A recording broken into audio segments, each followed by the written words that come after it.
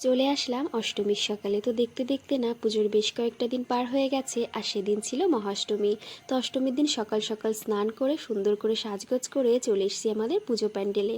তো এখানে আসতে না আমার একটু লেট হয়ে গেছিলো, সেই কারণে অঞ্জলির ভিডিওটা আর করা হয়নি।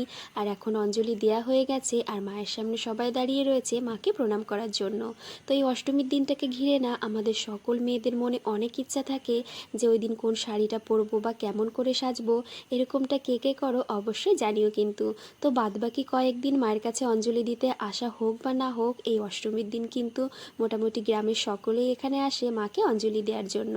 তো আমাদের দুজনকে একসঙ্গে কেমন লাগছে জানিও কিন্তু। তো আজকে আমি পরেছিলাম একটা হলুদ রঙের জামদানি, আর সাজটাই বা কেমন হয়েছে সেটাও কিন্তু জানিও। তো অঞ্জলি দেওয়া হয়ে গেলে না ওখানে বেশ কিছুটা সময় বসেছিলাম, আর তারপর এখান থেকেই কিন্তু মায়ের প্রসাদটাও আমি নিয়ে নিলাম। তো প্রসাদটা খাওয়ার পর আর এদিকে হচ্ছিল গিয়ে সন্ধি পুজোর সমস্ত জোগাড়জান্তি। যেহেতু অষ্টমীর দিনই থাকে, মানে অষ্টমী পুজো কমপ্লিট করে তারপর কিন্তু থাকে সন্ধি পুজোর সমস্ত নিয়মকানুন। তো দেখো এখানে ছিল 108টা পদ্ম ফুল, আর এগুলো না কিন্তু বসে বসে ফোটানো হচ্ছিল। তো হাত দিয়ে একটুখানি চাপ দিলেই না এই ফুলগুলো যে এত সুন্দর করে ফুটে যাচ্ছিল, এরকম করে কিন্তু 108টা পদ্ম ফুল এই যে ফুটিয়ে নেওয়া হয়েছে।